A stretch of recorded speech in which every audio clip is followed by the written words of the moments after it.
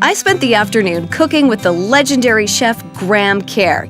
He's best known for the 27 years he spent as the Galloping Gourmet, but in his days since then, he's developed a whole new cooking philosophy. We've got a couple of your books here. We've got Kerr cookbook by the Galloping Gourmet, and when was this particular one? This was 68. That it was published 69. That's it. And I can see long sideboards.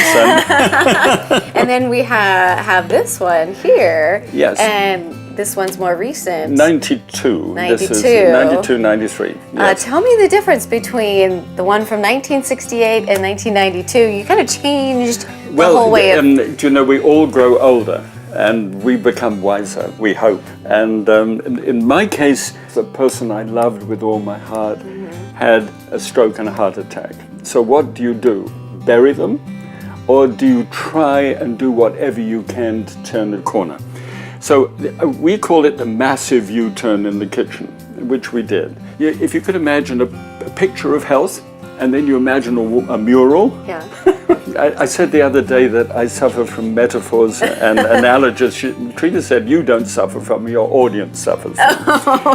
Well, I was in the mural business. I knew no boundaries. Okay. So when Trina's needs came up, then we started putting a frame around it and said, you know, we shouldn't eat outside the frame because there's a risk.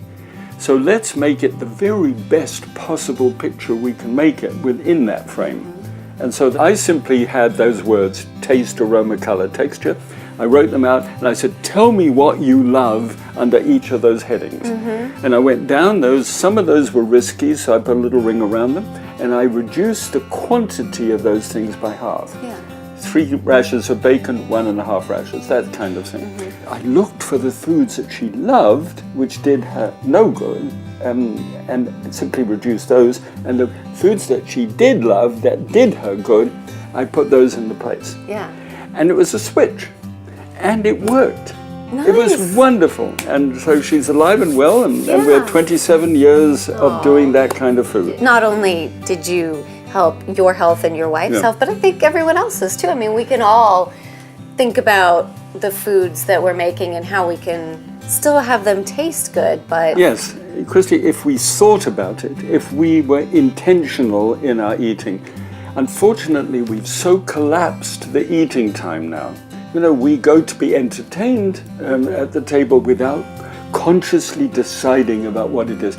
I want to nourish and then delight.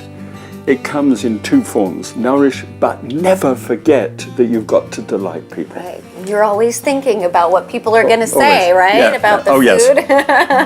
I hate to think of anyone biting a dish of mine and saying, well, you know, I think it should be so different that it exercises the senses and becomes enjoyable. I noticed you have a nice little greenhouse and a garden, so you love fresh, local... Yes, sure, yeah.